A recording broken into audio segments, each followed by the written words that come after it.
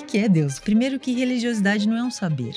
Fé não é um conhecimento. Quanto mais eu estudo, mais cético eu fico. Talvez existam tantos deuses quanto pessoas. É coisa de imbecil tanto falar que existe quanto não existe. A verdade é que eu não posso provar. Muitas pessoas têm isso. O filósofo é sempre que vai botar perguntas. Sim, mas não só. A filosofia não se contenta só com perguntar. Ela quer responder.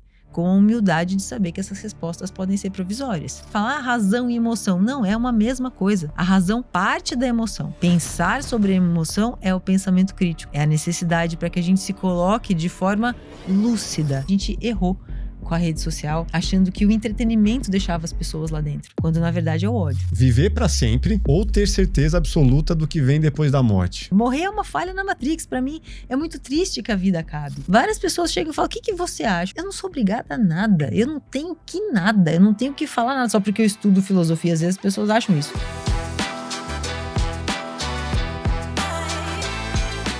Fala galera, eu sou o Carlos Maffi, estamos aqui para mais um episódio do Plugado Podcast. Hoje, um episódio especial, vamos falar de filosofia, de pensamento crítico, religiosidade e vários outros assuntos. Tenho a honra de receber aqui do meu lado direito, Flau Boni. Salve, salve. Carlos, muito prazer estar com você, grande privilégio, obrigada pelo convite. Espero contribuir aqui pra gente pensar um pouquinho o ser humano. Falei certo, né? Flau Boni. Flau Boni, isso aí. De onde surgiu esse nome? Acho que tem várias perguntaram teorias. Muitas vezes. Olha, eu vou te falar assim, tem várias teorias, mas no fim das contas eu assumo que meu pai era hippie, ele tava numa brisa ali e acabou querendo encrencar alguém, encrencou a filha. Mas assim, agora tudo bem, né? Na minha época tinha muito bullying, agora me acostumei. Eu jurava que ela, sei lá, Flávia. Não, é pior, é Flauê. Flauê. Flauê.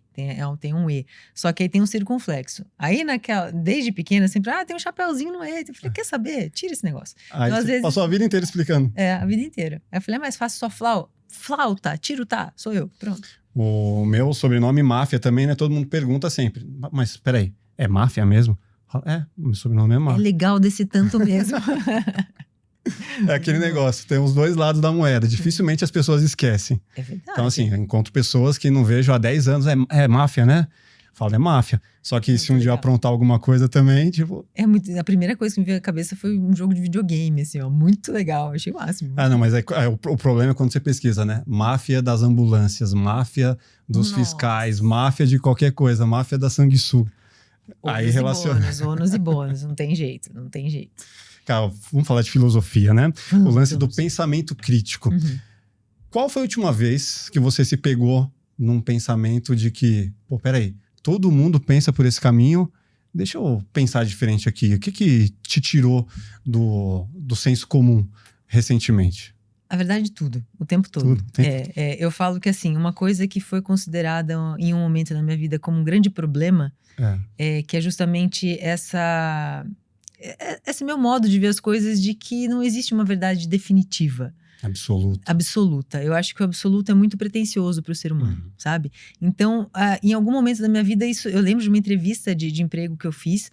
Eu era muito jovenzinha, assim, num editorial de revistas e livros e tal. Ela falou assim, olha, sua escrita é perfeita, mas você é muito generalista, você não chega à conclusão. Eu falei... E aquilo acabou comigo.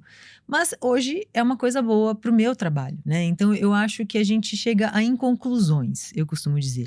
Então sempre que eu vejo algo que me chama a atenção de alguma forma, eu tento me afastar um pouquinho. Eu falo que é como se a gente estivesse nos pés de uma montanha.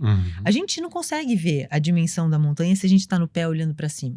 A gente não consegue, a gente tem que se afastar para ver as dimensões, ver que tem outras pessoas em outras perspectivas daquela montanha que a gente pode trocar para entender o que é essa montanha. Então, assim, tudo que me interessa, eu tento ir um pouquinho além, né, dos headlines ali. Então você vê e fala, poxa, me interessou, de onde vem essa informação? Como que eu posso pensar a partir de mim mesma, não só assumindo a perspectiva de quem está propagando, difundindo esse conhecimento, ou não, ou um monte de bullshitagem que a gente vê por aí. Eu acho que é muito importante a gente construir isso. O que eu digo que a gente tende a pensar do pensamento crítico em relação ao senso comum, por exemplo, é descartar o senso comum. E absolutamente não é o certo a se fazer. Porque o senso comum diz muito sobre nós, diz muito sobre as nossas relações, sobre as nossas perspectivas coletivas. Sim. Logo, sobre nossos valores coletivos. Estatístico também, né? Se a maioria está indo por aquele caminho, peraí, tem alguma coisa... O que está acontecendo? Exatamente. Será que existe alguma coisa que eu precise investigar? Uhum. Então, eu acho assim, ainda que o senso comum é uma coisa que nos diferencia de máquinas, por exemplo. Uhum. A gente tem algo que eu falo que é o indizível. A gente se compreende. Então, é importante que a gente entenda esse senso comum como algo que contribui para o pensamento crítico. O pensamento crítico não é combate, não é ir contra o senso comum necessariamente, é questionar, é indagar, é propor, é a nossa capacidade de abertura para dizer não sei. É ter conforto no não sei. Eu não sei. Me explica. Eu posso participar de qualquer conversa entrando com um grande não sei. Olha, eu não sei do que se trata. Me explica, me fala. E à medida que eu vou entendendo, a gente vai trocando. Então, eu acho que não é uma coisa de que refutar ou recusar, negar o senso comum é algo que realmente fundamente só fundamente, só isso, né? Fundamente o pensamento crítico. É realmente a capacidade, a humildade intelectual para a gente buscar a lucidez, nem sempre conclusões. Também um equilíbrio, né? Entre não só ser o cara crítico, chato, e também não abraçar qualquer ideia que estão te falando, né? Talvez a filosofia, ela entre nesse campo de deixar você um pouco mais... Com certeza. Crítico, mas não chato, ou não? Com certeza. Naturalmente, o filósofo tende a ser um cara mais chato, cético, talvez até ateu. Você traz muitas coisas importantes, assim. Primeiro que a crítica, no senso comum, a gente tem como combate. E não necessariamente é um combate. Eu posso entrar em uma conversa com você para reforçar os seus argumentos, reconhecer os meus e entrar num ponto de convergência ali. Às vezes não tem embate. Tem só questionamento. E esse caráter mais inflamado reduz muito a possibilidade de a gente avançar no conhecimento e ter um pensamento crítico, uma discussão que vai erigir o nosso conhecimento juntos. Que afinal de contas é troca, sabe? Então, assim, isso é importante a gente pensar. Não é necessariamente desconstrução, não é destruição. Pensamento crítico é, antes de tudo, uma intenção de construção sólida, a partir de bases sólidas. Então você vai estruturar a sua narrativa, vai achar as lacunas, vai preencher ou entender que ali o nosso conhecimento é limitado ainda ou permanentemente. A gente vai entender no meio do caminho. Mas eu acho que para a gente avançar, a gente precisa primeiro não entender como combate. Não é um combate. E quanto aos filósofos que você diz, né? Muita gente vai contra o que eu vou falar agora, mas eu acho que todo mundo é um pouco filósofo se permitir. A gente tem a ideia de, se a gente toma, por ser filósofo, alguém que pensa algo de uma forma acadêmica, tudo bem. A gente tem ali uma linha de corte, uma fronteira bem nítida. Mas eu acho que quando a gente tem muito aquelas citações, olha, segundo o filósofo, e a gente vai construindo o nosso pensamento a partir disso, a gente trai a filosofia. Porque talvez existam tantas filosofias quanto pessoas que refletem acerca de vários assuntos. Porque são linhas de pensamento. Então, a partir do que um filósofo pensa, a ideia é que você vá adiante. E não é só sobre perguntar. Muitas pessoas têm isso. O filósofo é sempre que vai botar perguntas. Sim, mas não só. É sobre fazer melhores perguntas mais estruturadas, mas é, antes de tudo, uma habilidade da gente investigar um pouquinho mais sobre o assunto que a gente quer colocar perguntas, tentar achar as lacunas mais nitidamente, mais claramente e responder. A filosofia não se contenta só com perguntar, ela quer responder, com a humildade de saber que essas respostas podem ser provisórias. De acordo com o momento, de acordo com os instrumentos que a gente tem, são verdades suficientes, que eu falo, não verdades absolutas. Suficientes para um objetivo, para o nosso momento, para a nossa troca. Tem vários aspectos que a gente precisa ter clareza. Eu acho que é isso que a filosofia ajuda. Ela ajuda a estruturar o pensamento, a questionar, antes de tudo, nós mesmos. Começa por aí. Se não começar pela gente, não dá para questionar o mundo, senão vira uma grande estupidez e não faz sentido. Em qual momento o filósofo, a pessoa, né, que estudou filosofia, ele pode ser considerado mesmo um filósofo? Porque não é na graduação, talvez não seja no doutorado. Qual momento que o cara, não, agora você é um filósofo, agora você tem uma linha de raciocínio, tem um pensamento... Porque assim, eu já trouxe alguns aqui, inclusive o Clóvis, ele falou, não sou filósofo. Tipo, porra, eu sempre entendi que ele era um filósofo, mas ele falou que não. Qual que é o momento? não temos precisão nisso, não há consenso, como várias questões da filosofia, né? É o que eu digo, se a gente for colocar, talvez como o Clóvis tenha a intenção de ter colocado, como se alguém que tivesse feito uma teoria que ninguém nunca pensou, ou que, não sei, foi muito difundida, ou estudada por muitos, a sua própria teoria. Talvez isso a gente tenha que trazer a parte criteriosa e rigorosa acadêmica para determinar um filósofo. Realmente, esse cara é estudado há anos, é discutido entre especialistas, aí ele é um filósofo. Mas a linha é tão... Por que a gente está tão preocupado com títulos? A filosofia se questiona isso.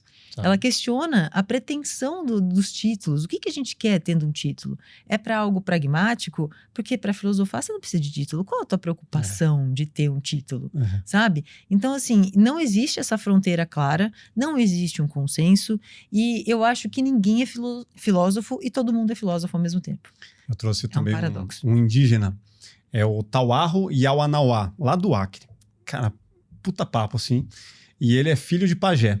E na pagelância ele falou assim, cara, eu vou ser um pajé a partir do momento que a minha aldeia entender que eu sou um pajé. Mesmo sendo filho de pajé, estudando desde que eu nasci, mas eu nunca vou falar, eu sou um pajé agora. A aldeia vai entender que eu sou um pajé e que aí, a partir desse momento, eu vou cumprir essa função ali no ecossistema dele. Não sei se tem alguma relação, mas eu lembrei disso. Tem, claro que tem, porque naquela cultura, o que atribui ao título é o reconhecimento do outro. Sim. Então, assim, é evidente como você tem um diploma, o que te dá a chancela profissional ali, normal. Sim. Então, existe um critério muito claro. Na filosofia não existe, porque afinal de contas a gente não responde definitivamente nada. Como é que a gente quer responder isso definitivamente? Eu também acho que atrai a filosofia, sabe? Eu não me considero filósofa, como não considero muitas pessoas que eu admiro também filósofas, e é o que eu digo ao mesmo tempo que sim, porque tem ideias tão provocativas que te deslocam do seu conforto de saber tudo, de entender tudo. E eu vou te falar que a minha avó, de 102 anos, quando faleceu, estava me ensinando coisas incríveis. É bizarro conversar com os idosos, né? Sendo analfabeta, sabe? Coisas que eu parava para pensar, falava, caramba, eu acho que isso é bacana. Se permitir ser provocado. Eu acho que esse é o papel da filosofia. E isso é o que, quando você traz a filosofia para tua vida, e é para todo mundo, você se abre para isso, para pensar acerca de tudo, e às vezes de nada. Isso que é legal. Você falou do se abrir, né? A pessoa que é muito cheia da razão, tem muitas certezas, essa é a pessoa que talvez sofra mais na vida, ou talvez nunca vai entender a filosofia, ou não vai se abrir para conversar com uma pessoa de mais de 100 anos e tentar extrair algo dali. O problema está na pessoa, no receptor da informação, é isso? Eu acho que é um grande problema quando essa pessoa se coloca como detentora de um conhecimento que não pode ser questionado, não pode ser refutado. Se pode ser chamado de ego isso.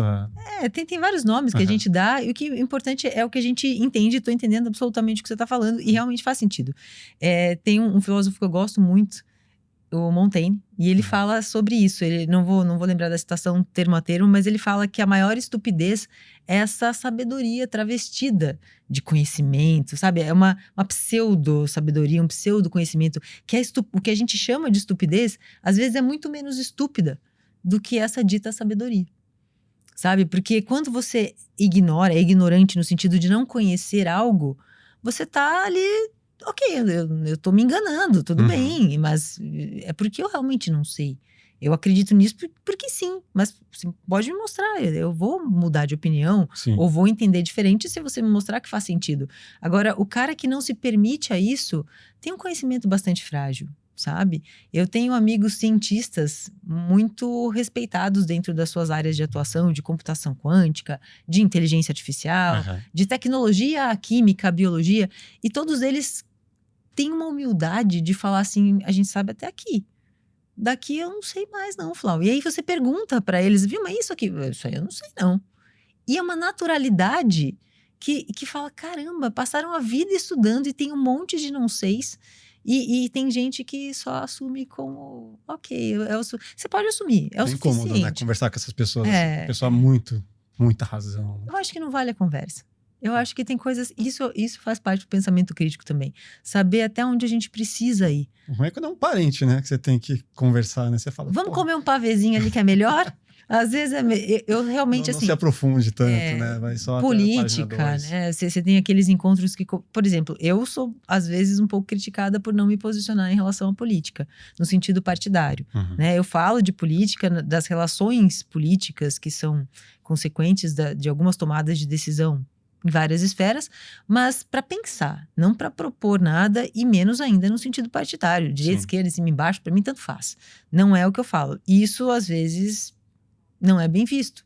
E tudo bem para mim. Eu não sou obrigada a falar sobre isso. Porque a internet, ela meio que te obriga, né? A internet, os algoritmos, a você ter um posicionamento, a você jogar para um certo time. E aí, quando você é o isentão, né? Dito isentão, você não faz parte de uma turma, as pessoas não se identificam com você, talvez, e aí fica um pouco mais difícil de engajar. O problema disso, a gente não tem sossego hoje em dia, né? A gente não tem sossego, porque tudo que a gente faz na internet, as causas com as quais a gente interage ou não interagem, estão sendo assistidas por quem não segue, né? Então, assim, o que você curtiu, o que você não curtiu, o que você interagiu, o que você falou diante daquilo tudo. Então, assim, tem efeitos no lado profissional também. Né? Por que você está se posicionando aqui? Você tinha necessidade? Então, assim, eu acho que sempre, primeiro, é bom a gente entender que quando a gente interage com alguma coisa, entender a lógica dos algoritmos, primeiro. Quando você interage com algo que você detesta, você está botando uma moedinha no algoritmo para que ele continue. É interação. Interação é entendido como conteúdo de valor, por mais que aquilo seja uma caca. Tanto para ele te alimentar com aquela informação, quanto para você construir um público baseado naquela informação que a pessoa pode se identificar. Opa, falou de direito aqui, tô aqui. Isso, o melhor a fazer, às vezes, é só scrollar. Às vezes é melhor, antes dos 3 segundos, se possível. É a melhor coisa que você pode fazer para abafar aquilo. Porque hoje, quem é mais ativo são os mais radicais. Se você vê, tem dados que mostram que 1% das contas de redes sociais produzem 33% do conteúdo. Isso quer dizer alguma coisa. Sabe? Então, assim, e são os radicais, os conspiracionistas, e tem mapas, assim, incríveis que mostram essa ação. Então, é importante que a gente entenda isso. Eu vi, inclusive, o Sam Altman falar assim, tudo que ele falou ficou detido em inteligência artificial, mas isso passou batido pela maioria das pessoas e foi o que eu achei mais importante. Ele falou assim, a gente errou com a rede social, achando que o entretenimento deixava as pessoas lá dentro, quando, na verdade, é o ódio. É o ódio que deixa as pessoas lá dentro, que deixa mais, porque é natural do ser humano, é biológico a gente querer lutar com algo que ameaça a nossa vida no sentido biológico. E a gente faz isso. O Big Brother tá até hoje, né? Compartilhando informação que te deixa ali com aquela sensação ruim. Então. E todo ano tem, as pessoas gostam, vende bastante publicidade, tá? É um projeto que podemos considerar de sucesso, assim, economicamente. Mas o que leva... Tudo bem, aí entra para um outro caminho de pensar, tá, mas dá para tirar vários pensamentos filosóficos ali também e tal.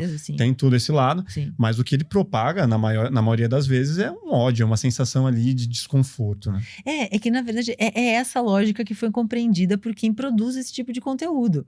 Olha, quanto mais conflitos, mais interesse, e as pessoas vão querer ver na resolução, no desenvolvimento, porque o ser humano tem isso, de repelir a coisa e não sei o que acontece com a gente quer ver aquilo acontecer, a gente quer ver a resolução, mas isso prende, isso vira produto, sem dúvida nenhuma, mas é importante a gente entender que isso acontece e que tem pessoas assistindo a nossa interação. E qual é a imagem que eu quero passar? Não é só no conteúdo que vem originário de mim, que eu ponho lá, que vai me determinar. Não, é o que eu curto, é com o que eu interajo. Então, isso é identidade. A gente hoje fala muito sobre identidade, mas a gente está com uma dificuldade de reconhecer a nossa identidade na nossa singularidade. A gente sempre está pensando nessa questão do coletivo, a gente sempre está atribuindo características ou condutas às pessoas de acordo com o que elas fazem. Isso, claro, quer dizer alguma coisa, mas não tudo, é parte, sabe? Então, acho que por isso tem tanta gente tentando fazer terapia e buscando se conhecer. Uma, porque é muito difícil, né? É difícil se tomar como objeto de investigação, mas é necessário, tão difícil quanto necessário. Então é complicado. Você falou de identidade, você tem aí especialidade em branding, né? Tenho. Como que é fazer o seu próprio branding? Como você criou a sua persona em cima de tudo que você estudou filosoficamente? Então, essa trajetória com o branding Hoje em dia eu atuo bem menos, né? Porque eu acabei me dedicando um pouco mais à filosofia, mas realmente eu venho daí. Eu fiz minha carreira mais em branding. E, na verdade, a minha construção pessoal, ela só é no sentido de fazer o recorte, de eu não mostrar mais do que eu quero que as pessoas interajam. Então, assim, eu não quero que as pessoas interajam em determinadas coisas. Eu simplesmente não coloco. Vida pessoal.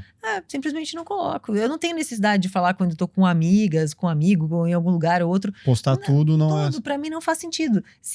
Embora, assim, eu veja que tem uma conexão. Lógico, tudo que eu falo ali é verdade. Tudo é verdade, mas é parte da verdade. Eu não vou postar um dia que eu tô em uma crise existencial que todo mundo tem. Por quê? Porque eu não quero abrir pra essa conversa. Uma por causa disso, outra que eu acho que o meu papel ali é outro. Então, eu reconheço o meu papel no sentido de levar uma informação e principalmente levar a provocação. Eu acho que é isso que eu tento fazer da melhor forma possível, no sentido de provocar sem inflamar, entender que a gente tem trocas importantes, mas que tem um determinado momento que pode mexer com a minha emoção. E eu vou falar, Carlos, vamos parar por aqui, vamos lá tomar uma cerveja, esquecer esse papo, porque senão a gente vai brigar. E eu preservo a tua amizade. Então, é essa sensibilidade de saber até que ponto ir, pra quê. Às vezes você vai ter que ir no talo da coisa, porque é uma resolução profissional, você vai ter que brigar. Mas é pra tudo? Não. Não é pra tudo. Então, assim, não existe uma Flau diferente. Você vai conhecer a Flau lá, você vai conhecer a Flau aqui. Mesmo, mesmo jeito. Mas, assim, talvez se a gente estreita nos relacionamentos, você vai conhecer meus amigos. E lá você fala assim, Flau é uma pessoa sozinha. Porque eu posto normalmente as coisas sozinha. E me deixa assim. Porque é isso que eu quero. Eu não quero que ninguém fique com essa ideia de que existe pessoas, contextos necessariamente ancorados. Então, é isso. Você conta a tua verdade nas redes sociais, eu acho isso muito importante, porque hoje é muito difícil a gente sustentar algo dentro e fora das redes. É muito difícil, eu acho que é quase impossível. Porque qualquer coisa que você faz fora, é fácil de colocar online, né? Então, assim, conta a tua verdade. Conta. Eu não vou lá propagar uma super fitness, por exemplo, porque às vezes eu simplesmente não sou fitness. Se alguém me pegar fumando um cigarro na rua, eu falo assim, normal, a Flau nunca postou nem que sim, nem que não, muito pelo contrário. Entendeu? Não tá levantando uma bandeira. Não tô levantando bandeira nenhuma. E isso é importante a gente saber também. A gente não precisa lutar todas as causas. Entender quais causas pelas quais causas a gente vai lutar, eu acho que é importante. A gente não precisa lutar. Porque vai gerar uma baita angústia, né? Você entra todo dia, eu fico imaginando essas pessoas, ditas blogueiras, né? Que entram em todas as discussões, que tá o tempo inteiro postando a família, postando os filhos, postando... Tem que ter muita energia, cara. Tem que ter... E assim, você olha os comentários lá, todo mundo super agressivo ali. Como não absorver aquilo, né? Como ficar bem num universo... Eu não consigo. É difícil às vezes, mas é simplesmente ignorar mesmo, às vezes. É saber...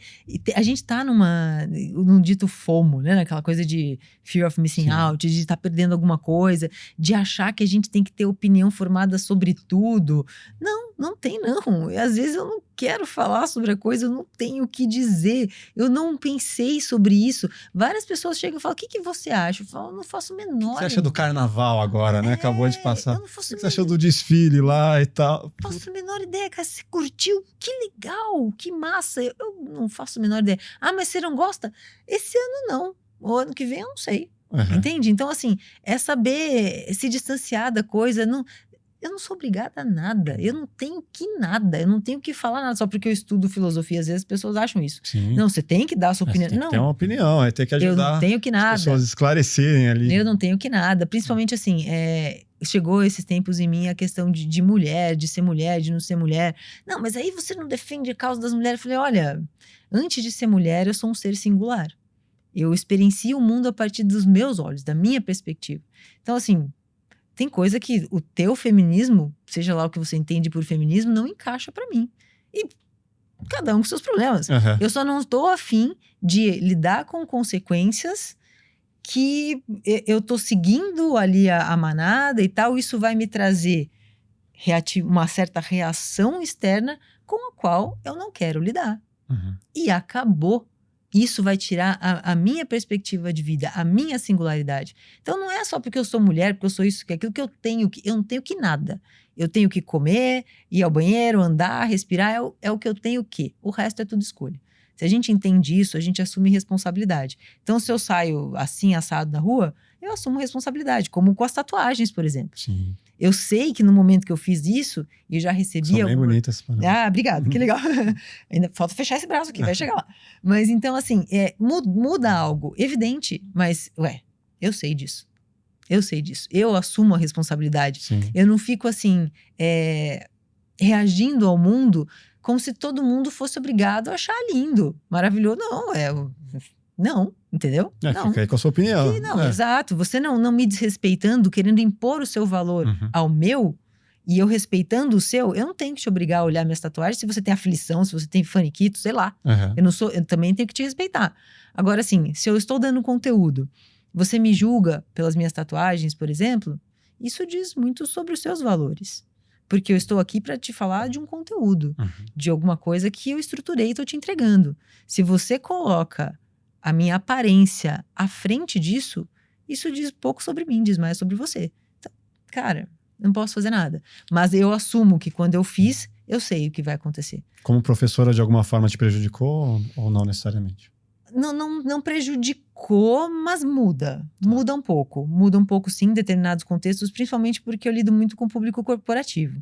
Então, depende de alguns ambientes, você sente que existe uma olhadinha diferente, alguma coisa, né? E como eu disse, eu sou uma moleca, assim. Então, é o meu jeito de falar, o meu jeito de me expressar.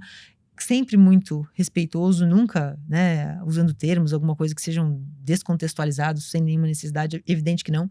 Mas, e as tatuagens mudam um pouquinho, a pessoa te olha diferente, às vezes com uma abertura maior, descolado e tal. Sim, às vezes fez, né? Que fez, tipo, é uma gera coisa assunto, né? É, super gostoso. E às vezes não. Às vezes em determinados contextos mais conservadores, gera uma resistência. Mas como hoje é muito fácil propagar qualquer tipo de preconceito, as pessoas tendem a baixar a bolinha e se aproximar. E aí depois fala, poxa, que legal. De repente, ou tanto faz, entende? Porque eu já recebi assim, poxa, mas você parece ser tão delicado, tem uma caveira. Eu falei, cara, tá confundindo essas coisas, entendeu? Você tá me lendo inteiro, pode ler, mas não assume como uma verdade. A leitura é tua, diz sobre você e não sobre mim. Sim. Tão simples quanto isso. Você falou de conservador, né? E veio a questão de espiritualidade e religiosidade. Sim. Cara, trazendo vários convidados aqui de diversas áreas, tá? Ateu, espírita, conservador, evangélico. Cada vez mais eu me pego não sabendo, qual é o caminho certo. E aí eu cheguei no Deus do Spinoza. Falei, que coisa legal, que fantástico, né? Deus é a natureza, Deus é como se fosse um tecido que envolve... Achei fantástico e passei a estudar um pouco sobre isso. Eu entendi eu vi que você também tem uma super experiência sobre isso. Eu queria entender e gostaria que você explicasse para as pessoas o que é o Deus do Spinoza. Sim.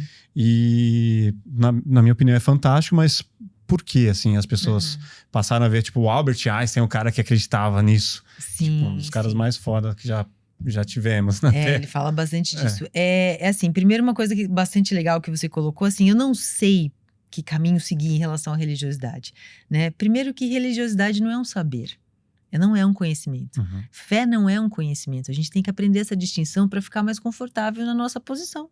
Na verdade, é algo que conduz a nossa vida. Não necessariamente a gente vai poder ter certeza do objeto de fé. Quanto mais eu estudo, mais cético eu fico. Porque você fala, é tanta informação, uma combatendo a outra, e tanto ódio ali que gera. Mas você tem que pensar assim... Não pode só fazer o bem? Ser correto? Exato. Não é suficiente? Porque tem uma estrutura normativa dentro de qualquer religião ou dentro de qualquer entidade que você atribua uma superioridade. Então, é importante a gente entender que talvez existam tantos deuses quanto pessoas. Porque a gente não tem como provar. Se eu não tenho como provar, eu também não tenho como não provar. O Sponville, que é um filósofo francês que eu sou apaixonada, assim, ele coloca assim, é coisa de imbecil. Tanto falar que existe quanto não existe. A verdade é que eu não posso provar. Se eu não posso provar, eu não tenho como tornar isso um conhecimento. Não é um saber. É uma fé. São coisas diferentes. Chame de escolha, de impulso, de emoção, mas é algo que não é objetivo. Isso é importante a gente colocar. Até o ateu que fica tentando te convencer de que não existe, ele tem uma fé ali da não existência. E aí ele fica lá, tipo, não existe por conta disso. Mas é colocar argumentos e entender que a gente vai ter que suspender o juízo em certa medida. Ou a gente vai ter que entrar em um acordo e falar assim, de que entidade você está falando? Tenta descrever para mim, para ver se eu acredito nessa, ou se eu acredito, no fim das contas, algo a isso aí. Me explica do que a gente está falando nesse momento. Nossa linguagem é perigosíssima. Sim. Então você fala Deus, você pode falar de Spinoza, ou você pode falar de outro. Do que a gente está falando? Vamos começar essa conversa do ponto zero? Isso é muito importante. Não é um saber. Isso é bastante legal. Agora, estou retomando o que você perguntou de Deus do Spinoza. O que eu costumo falar que ajuda? Quando a gente pensa em Deus de Spinoza, primeiro que o Deus nem se colocaria, porque não existiria um artigo para definir. Eu tento falar assim, olha, sempre que você pensar em Deus de Spinoza, pense em realidade. Realidade. Substitui a palavrinha Deus por realidade. Porque, na verdade, Deus de Spinoza não é que ele é a realidade. Na verdade, é a manifestação da existência. É o todo. É o infinito. E como não existe nada maior que o infinito, é tudo. Então não é ele, é tudo. E nós somos expressão dessa potência de existir. Eu falo assim, é a existência, é a realidade, nem realidade é a melhor palavra, é existência. Tá. Então assim, você existe como Carlos com todas as suas características, eu como fulano como fulano, é a nossa forma de existir. Então isso seria Deus se expressando através de nós. Aí eu começo a falar de coisas que cada um entende como quer. É uma expressão, tem gente que vai achar lindo, vai achar lúdico, achar que alguma coisa está se expressando. Quando, na verdade, não existe uma vontade que expressa. Tudo é, como só poderia ser. E acabou. É.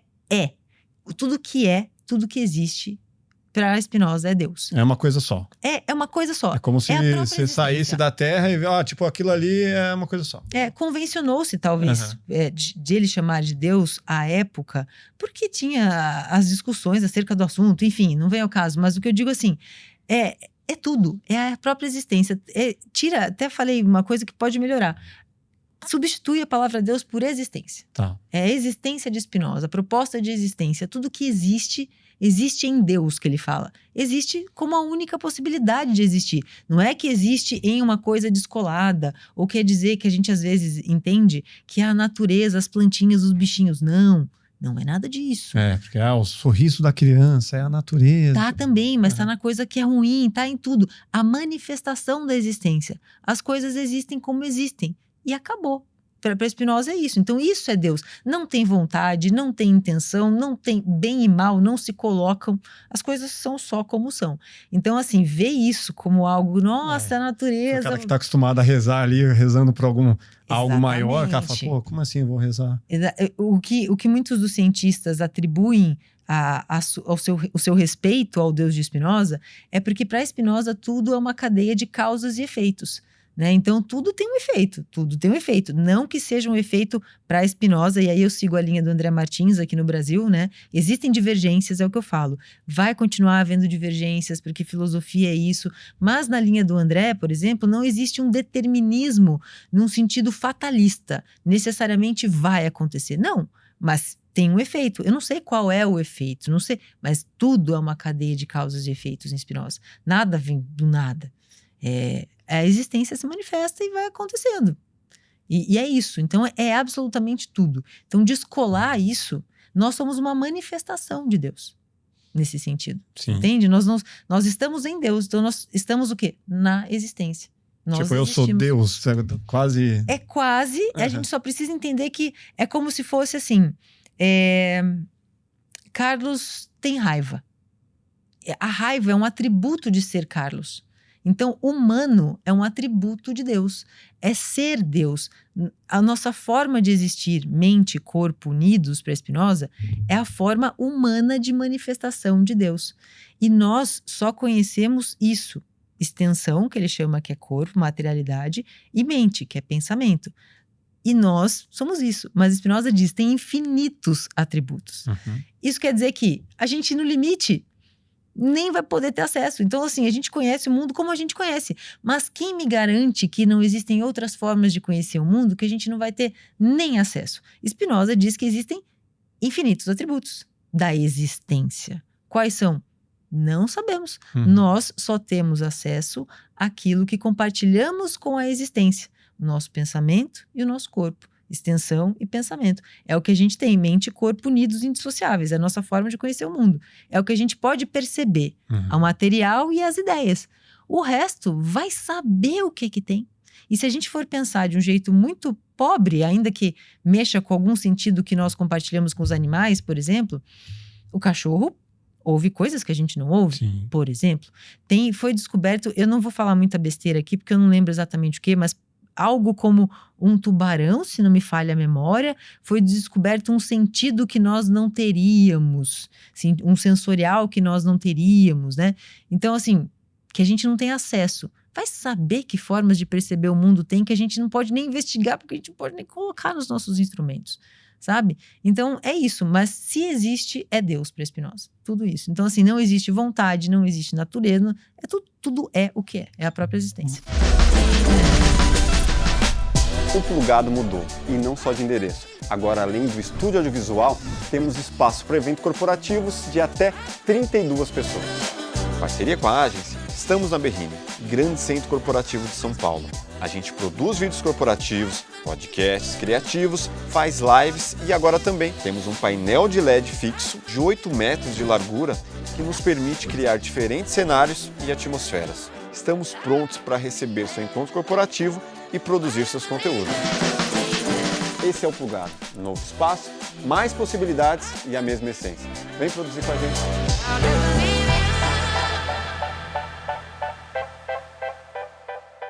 Essa teoria, ela não dá nenhuma margem para alguém se colocar como uma figura que consegue interpretar o além. Não. Por exemplo, um pastor que tem essa...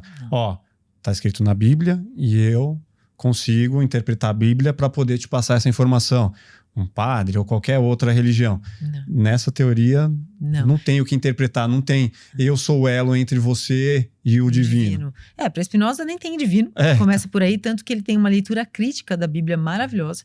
Né? Então ele leu a Bíblia mostrando como um texto histórico, como um texto construído por seres humanos. E quando a gente para olhar aquilo, é um manual de condutas morais.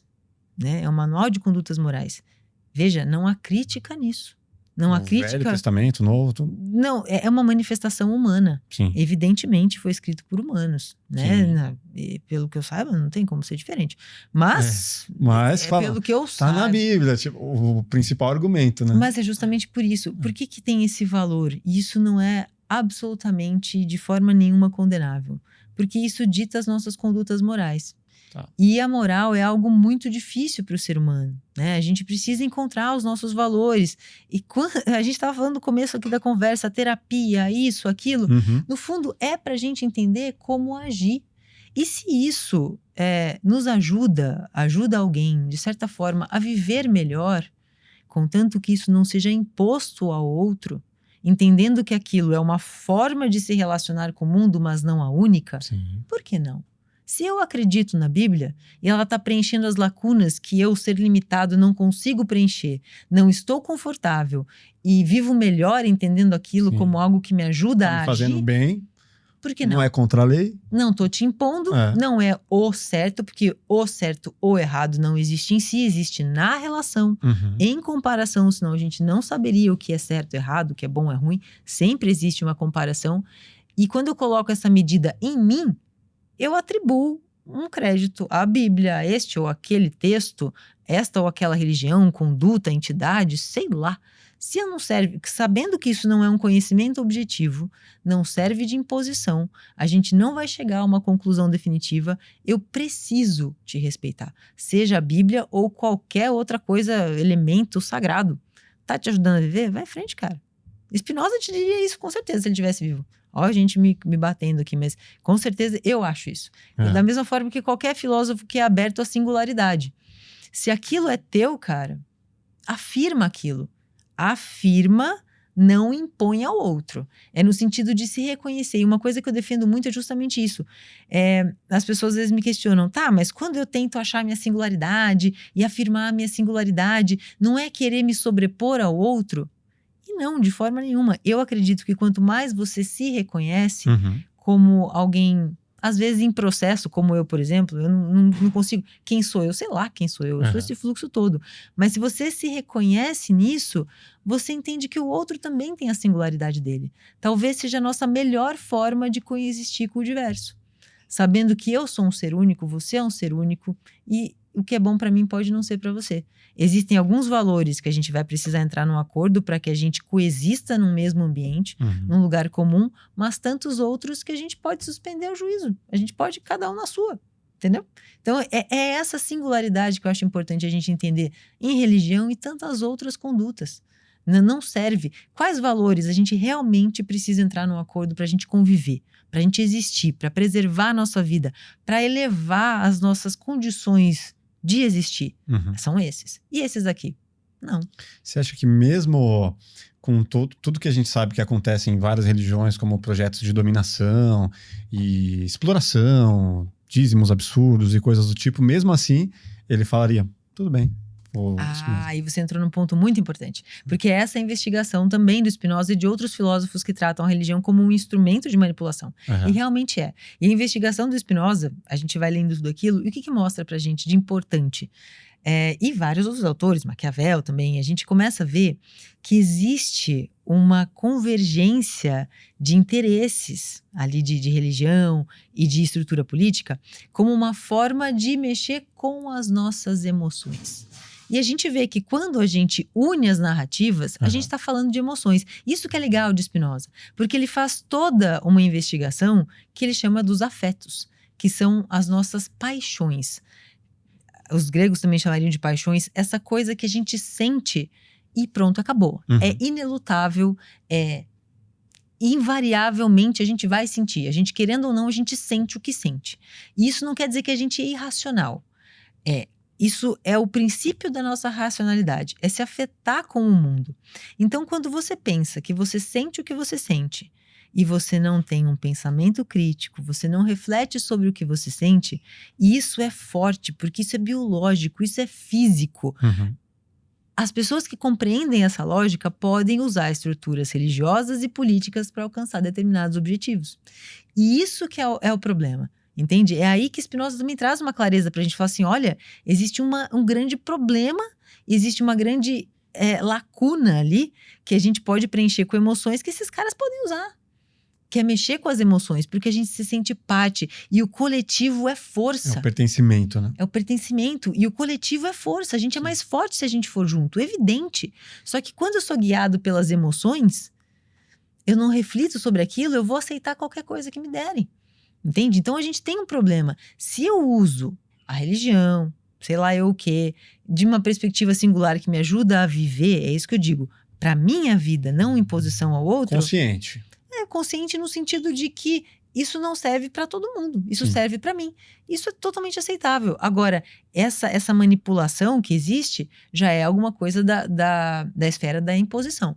Aí temos um problema e Spinoza diz isso. Olha, são pessoas que lidam com os afetos. Governam pelo que ele chama de afetos, que são as emoções. Isso não é condenável. As pessoas falam, razão e emoção. Não, é uma mesma coisa. A razão parte da emoção. Pensar sobre a emoção é o pensamento crítico. É a necessidade para que a gente se coloque de forma lúcida. Eu não digo de forma até consciente, porque isso pode dar um sentido mais dúbio para a coisa. Mas lúcido. Eu sei no que eu estou entrando. Eu sei o que eu estou fazendo. Eu sei que isso é a minha opinião. Eu sei. E eu vou assumir as consequências de adotar determinadas condutas religiosas, políticas. Eu estou lúcido. Eu tenho clareza sobre o que é isso, sobre o que é minha emoção, o que não é. Eu racionalmente estruturei essa narrativa. Ok. Mesma coisa que falar que mitologia não é racional. Claro que é racional. O que é, senão o ser humano, num tempo passado, tentando explicar o mundo? Isso é o quê? É fruto da racionalidade. Entende? É a racionalidade, essa construção que a gente precisa entender. Só precisa entender que às vezes parte da emoção, e que a emoção é muito forte, e que a gente precisa superá-las para estruturar condutas normativas, seja lá o que for, entende? Tem dois caminhos, né? Do lúcido que entra, porque, não, quero entrar nessa religião aqui para fazer parte de algo, ou quero entrar numa torcida organizada, quero entrar, seja lá onde for, algo que se sinta parte.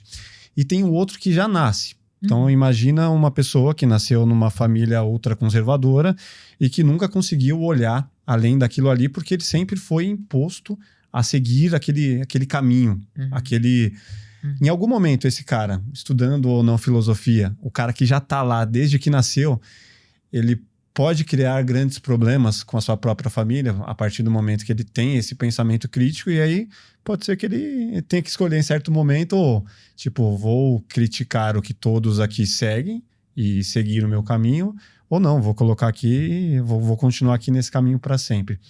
Eu queria que você falasse sobre esses dois caminhos, do cara que entra consciente e do outro que já nasceu nesse contexto. Primeiro assim, a gente primeiro precisa se perguntar, para que brigar?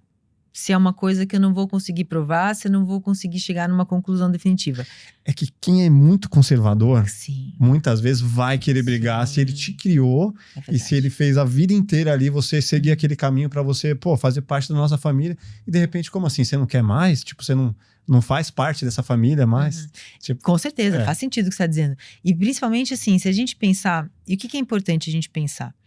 É justamente o valor das relações na vida de cada um. Por exemplo, se eu tô dentro de uma família que tem uma posição radical religiosa, eu sei que tem assuntos que... E eu sou um ateu, talvez tenha assuntos que eu não precise entrar. E o que a gente compartilha ainda?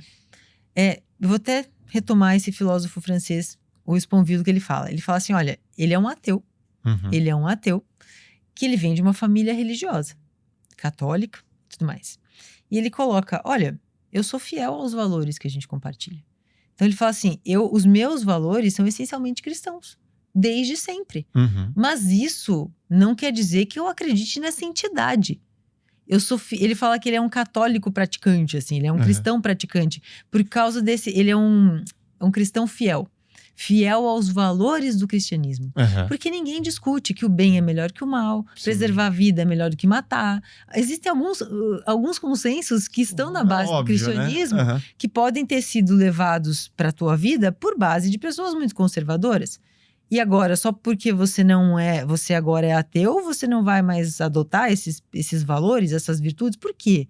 Se evidentemente a gente sabe que é melhor, no sentido de preservação de vida, não melhor no sentido moral, não. No sentido de preservar a vida mesmo.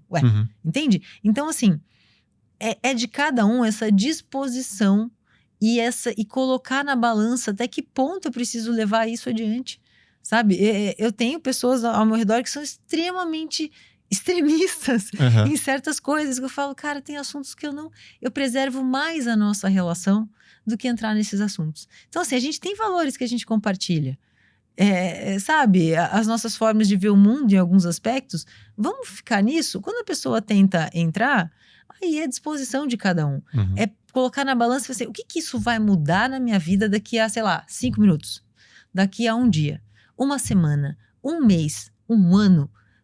É importante que a gente faça isso para que a gente invista tempo onde realmente deixa a nossa vida melhor para nós mesmos. A gente reclama tanto de perder tempo, mas é porque a gente entra em coisas que não é preciso. Existem pessoas que eu gosto muito, mas que a gente tem opiniões muito divergentes. Eu simplesmente não toco ali, porque eu sei que a pessoa é mais emocional, não consegue conversar. Então, assim, deixa pra lá, cara. Deixa pra lá. Mas isso na visão do ponderado. E do conservador que não aceita um filho porque ele tem um pensamento diferente. Essa é a questão, né? O cara ser tão fanático a ponto de, estranhar uma pessoa que ele próprio criou por conta de uma outra linha filosófica, de um outro pensamento religioso, enfim. É que assim, é o que eu digo. Porque não vai educar essa pessoa, né? Se ele é tão cabeça dura assim, não sei o que tem.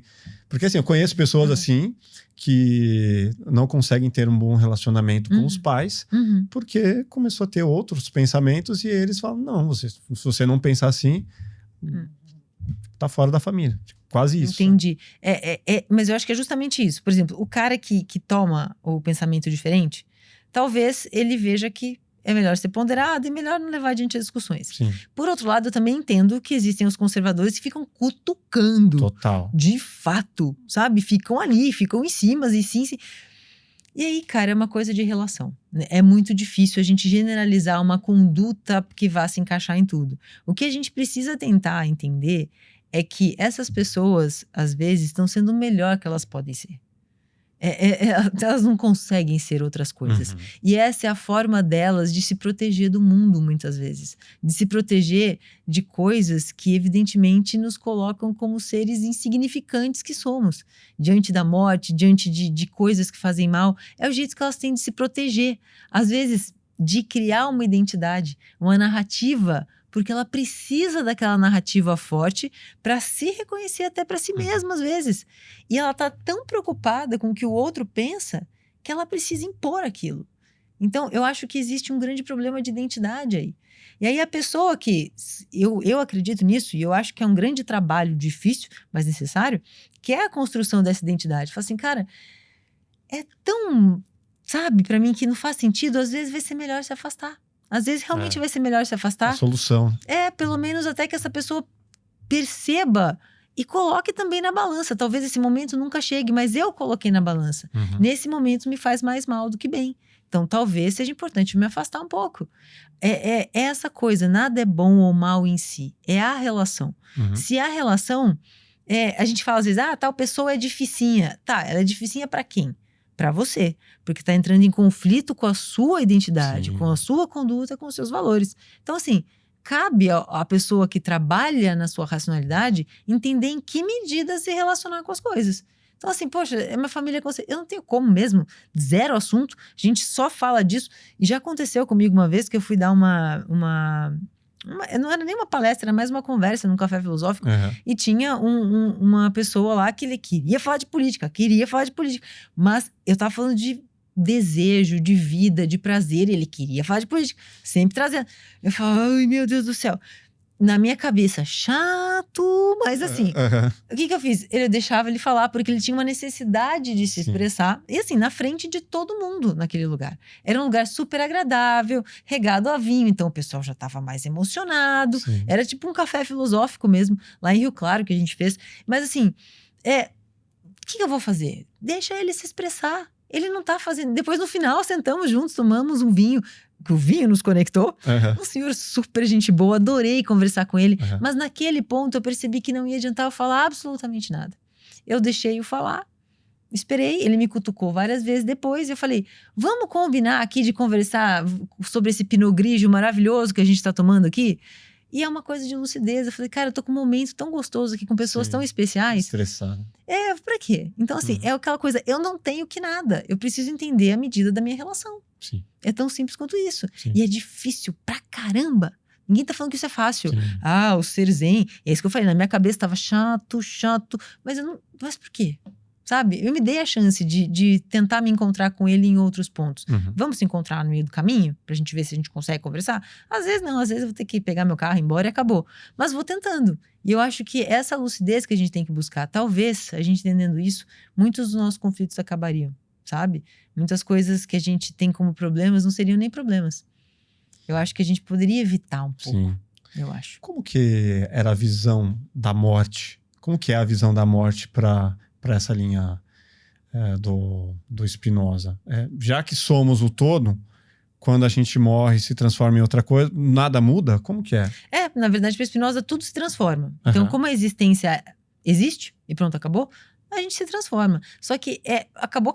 Acabou corpo e pensamento, acabou essa forma de existência. Consciência já era. Porque a consciência, para Spinoza, é uma forma de existência, digamos, uma fala bem sem restrição aqui, é a nossa forma de existência. A gente é o que a gente é desse jeito. É a nossa forma de existir, é corpo, pensamento e consciência, é um atributo que existe no homem, da forma que existe. Não é que animais não tenham, é uma outra discussão. Sim, mas da forma que o ser humano ele é como é a forma que ele existe, como isso aqui existe, como existe. Mas não tem alma, não tem o além do físico? Não. Para Spinoza é tudo o que ele chama de imanência, que é o contrário da transcendência. Não existe nada fora da realidade, nada que exista além da existência. Por causa disso, porque se é infinito, não existe nada maior que o infinito. Então, por definição, a gente não pode cair nesse problema. É meio simplista, né? Muito, mas é isso que é o legal de Spinoza, porque parece tão complexo, quando na verdade é muito simples. É muito simples, tudo é o que é. Existe depois?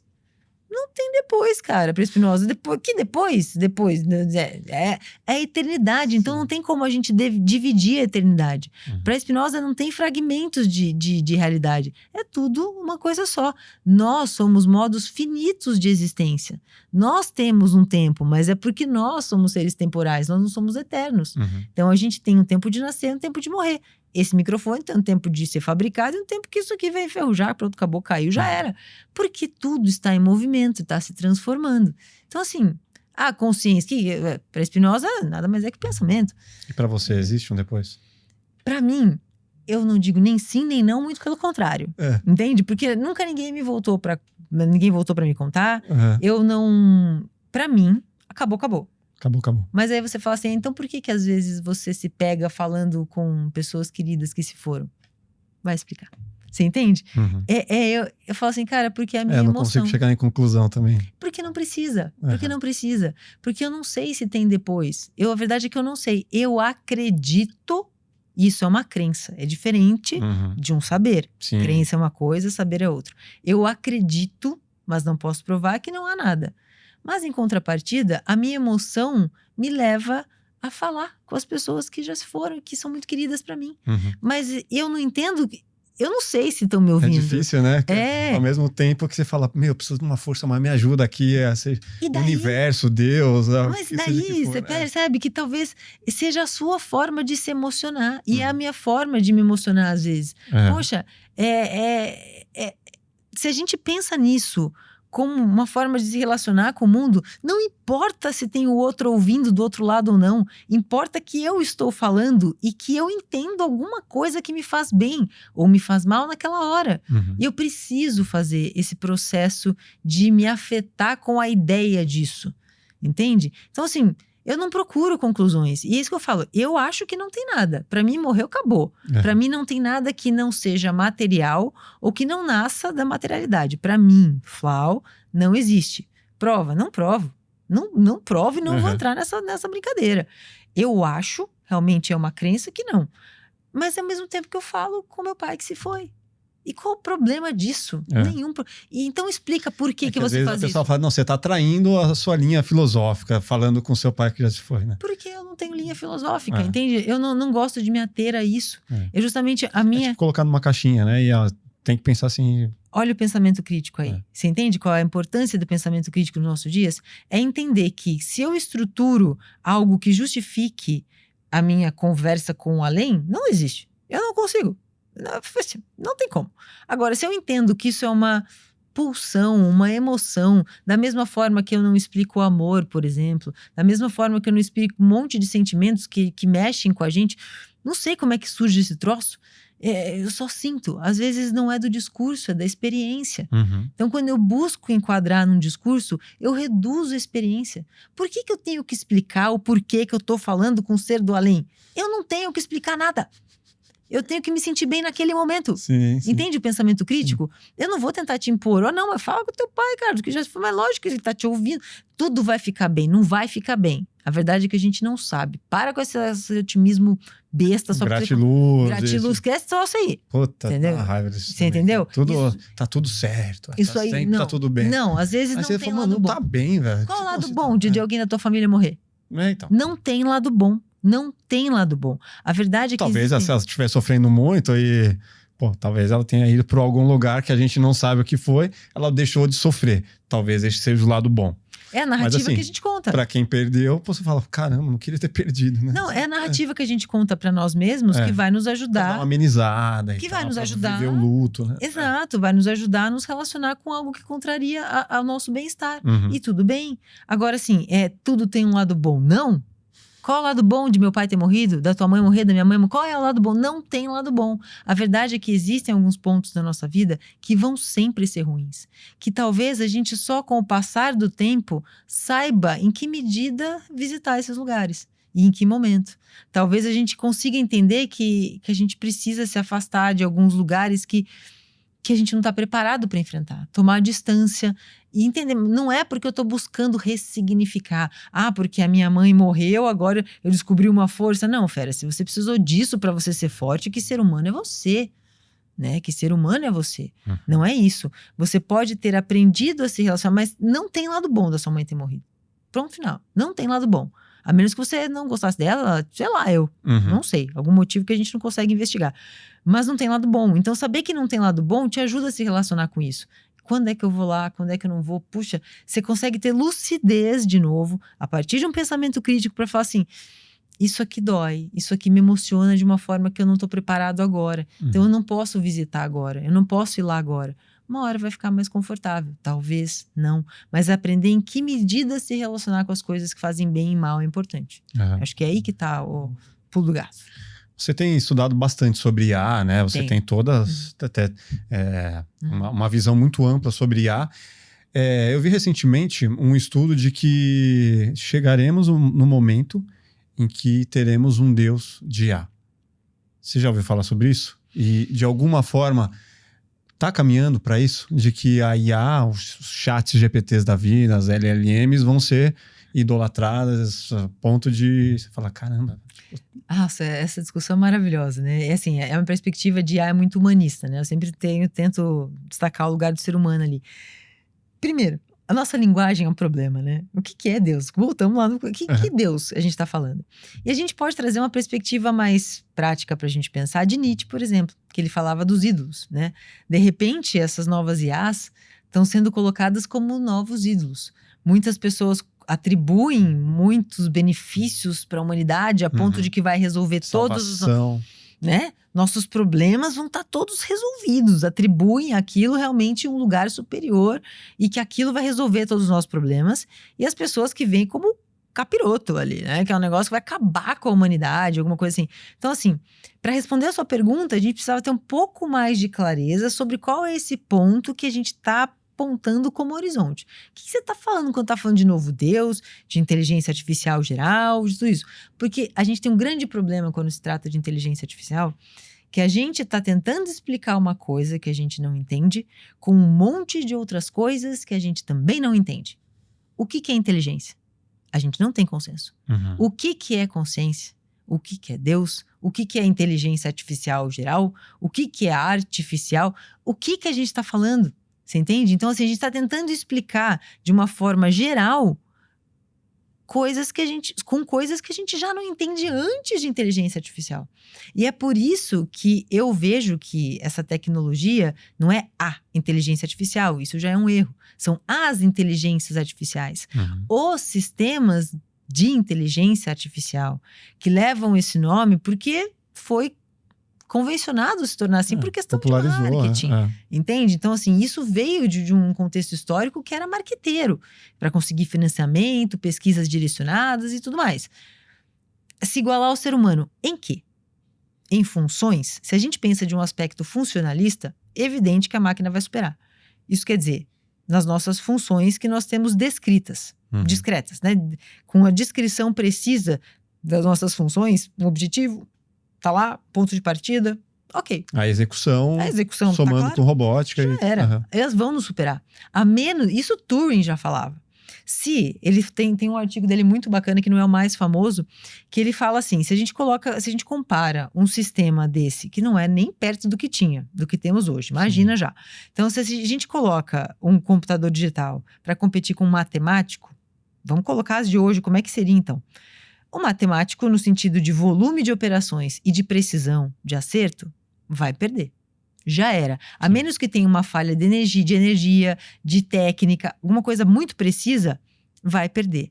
Só que é reservado ao ser humano um outro lugar de criatividade, de problemas de linguagem, de outras coisas que nos permitem ir além de funções que nos colocam no caráter existencial. Sim, pré-estabelecidas, né? Que da inteligência artificial. Entende? Porque que tudo já vem de algo que já existe, no final das contas. Exato. E assim... Mas o humano também é um pouco assim, né? Claro, às vezes você se acha tão, eu sou diferente, mas... Mano, é repertório, tudo é repertório, né? É memória. E na verdade, assim, quando a gente pensa que esses sistemas são criativos, se a gente tem por criatividade, originalidade e algo que é irrepetível, evidentemente esses sistemas têm. Porque eles são capazes de fazer conexões em campos associativos tão diversos que realmente é algo inédito, algo novo, algo Entendeu? Que o humano faria também, né? Essa soma de referências para criar algo novo, seja uma arte, uma linha de raciocínio. Na perspectiva mais doida que seja, pode ser. Então, assim, se a gente pensa só nisso, tudo bem. Mas será que não há mais? É isso que a gente precisaria buscar. Não o que nos iguala, mas o que nos diferencia. O que pode ser feito diferente. Será que é a imperfeição que vai nos diferenciar ao longo do tempo? Se a gente tem por perfeito algo sem defeitos, num sentido funcional, realmente o sistema... Tipo, as cagadas humanas é que vai... Pode ser. Vai ser o diferencial do futuro. Pode ser, sem dúvida pode ser. Então, assim, tudo isso a gente vai ter que resolver, a gente vai ter que trocar o pneu do carro andando. A gente tem muitos problemas. Então, quando eu falo que um sistema vai alcançar o lugar de um Deus, o que é que eu estou falando? Eu estou querendo dizer numa entidade que eu vou me ancorar para estabelecer estruturas normativas para uma sociedade, um sistema que vai me entregar as melhores funções no maior volume, na maior velocidade. É isso que é tido como Deus? O que é que a gente está falando? Eu acho que no sentido de ter todas as respostas. Eu já me pego viciado em... Cara, deixa eu consultar isso aqui.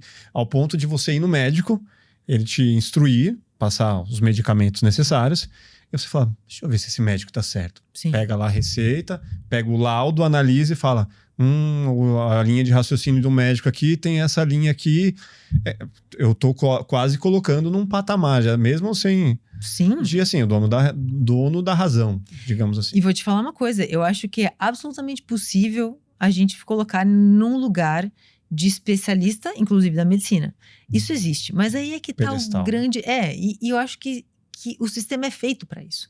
O que a gente, né? Os cientistas alcançaram com o AlphaFold, que foi quebrar a estrutura das proteínas num volume inimaginável para um ser humano, de praticamente todas, eu não sei a precisão se foram todas as proteínas ou a grande maioria, mas o ser humano demorava para desvendar ali a estrutura de uma proteína meses, anos, e aquilo então era levado para laboratório, que aquilo então era testado, blá, blá. Agora está tudo quebrado. Tudo destrinchado, o segredo está revelado. Agora falta a gente saber o que vai fazer com isso. Então percebe que existe um grande ganho para a humanidade, um grande ganho. No sentido de saúde, precisamente sim, sem dúvida. Mas aí é que tá. Que tipo de médicos a gente está falando? Isso, se os médicos adotam essas ferramentas no sentido de analisar exames, no sentido de dar um direcionamento mais rápido, só quem precisou de... Quem já teve essa experiência, teve alguém na família que precisou que um médico consultasse aquelas pilhas enormes de arquivos para dar um diagnóstico, hospitais públicos, com aquela monte de coisa, para depois demorava semanas, meses. A gente pode fazer isso rápido. Até ser tarde demais, né? E perdeu. Até ser tarde demais. A gente tem uma parte técnica mais precisa, mas... para sentir a temperatura do corpo, para te olhar, para entender que muitas vezes o que está acontecendo com você vem da sua forma de se relacionar com o mundo, do seu psicológico, de alguma coisa. Isso é humano. Essa troca é humano. Então, se os médicos entenderem que essas ferramentas estão aí para ajudar no que é para ser a função dele, técnica, o lado humano está mais ali. Existem as anomalias que vão precisar ser investigadas. Eu acho que eu brinquei esses dias. Vamos ter mais Dr. Houses aí na vida, sabe? Pessoas que tenham um olhar mais acurado, um pensamento mais crítico, algo para ir além dos exames. Para analisar exame, imagem, evidente que a inteligência artificial é muito melhor que o ser humano. Para ser. Agora, se eu sou um médico, coloco também uma inteligência artificial para ir ali... ouvindo a minha conversa, já laudando não, né? Registrando tudo certinho, para que eu possa ter um direcionamento. No final, eu dê mais atenção para o meu paciente, eu esteja mais presente. Será que isso não é uma boa? Sabe? O grande problema é que os ganhos com inteligência artificial, como o AlphaFold em relação à saúde, por exemplo, nem sempre são os ganhos com maior lucratividade para o mercado. E aí que a gente vai precisar pensar em sociedade, o que a gente quer com isso? Como é que a gente vai deixar isso lucrativo ou atrativo ou com incentivo suficiente para a gente direcionar os investimentos para o lugar certo? Porque enquanto tem esse potencial na área médica, muitas empresas estão investindo em ferramentas de marketing. Sim. Porque isso gera recursos no curto prazo. A gente precisa pensar no longo prazo, cara. Como é que a gente vai fazer isso? Isso que a gente tem que entender. Eu vou combater o capitalismo. Olha... será? Será que não existe uma forma da gente articular um sistema econômico que seja interessante com base no direcionamento que seja melhor para a humanidade? E vamos tirar dessas coisas de só entregar para o marketing, só para essas coisinhas rápidas. Eu falo de marketing porque eu estava inserida ali nesse contexto. Então, assim, outras coisas. Como é que a gente torna isso lucrativo, atrativo? Sei lá. Que a gente consiga direcionar os esforços para o lugar certo, porque isso é um tremendo risco. Sabe? Isso é um risco para a humanidade. Aí sim está o risco para a humanidade. Porque se a gente colocar as coisas não pensando na cauda longa, a gente está encrencado. É porque tinha uma linha de pensamento que falava assim, humanos não vão ser substituídos por IA, mas humanos que usam IA vão se sobressair a outros que não usam. Só que hoje, com agentes, você não necessariamente precisa de um humano para que... tem vários estudos que mostram que ele já vai... Um agente que vai... Não precisa mais do humano, já está da própria IA... estar se desenvolvendo com agentes de IA. E, no final das contas, não tá nesse. Não precisa do humano usando a IA para substituir outro cara. Em todo o processo, né? Se quiser. Realmente existem. Assim, a gente tem esse modelo que a gente tem de LLMs. Alguns cientistas, como Yann LeCun, por exemplo, que está muito envolvido nisso, fala que a gente está chegando num limite de novas funções. Tá. Por mais a gente vai aprimorar algumas coisas, mas não vai se equiparar ao humano. Tanto que a pesquisa do LeCun agora está direcionada para modelos de mundo. É outra estrutura de desenvolvimento da tecnologia, completamente outra lógica. Totalmente diferente, porque ele disse que aqui já foi. LLM já foi. Mesmo assim, a gente vê esses feitos impressionantes de agentes. Ainda assim, não tem como não ter o que eles chamam de human in the loop, né? Que tem o humano ali no loop. Em algum momento, o ser humano tá. No começo, no final, em algum lugar o ser humano tá ali para refinar isso. Embora, sim, existam muitos problemas quando a gente deixa que esses agentes comecem a tomar as decisões. E a gente precisa conversar sobre isso. Quem se responsabiliza por essas decisões? Responsabilidade não é coisa de máquina, é coisa de ser humano. Como é que a gente vai se relacionar com isso? Como é que a gente vai direcionar os esforços para o lugar certo? Qual é o lugar certo? Porque, assim, alinhar esses sistemas aos interesses humanos não é tão difícil assim. É só dominar a linguagem. E a gente tende a achar que dominar a linguagem precisa de uma grande inteligência. Não. É uma estrutura sintática que dá os significados para as coisas num senso comum.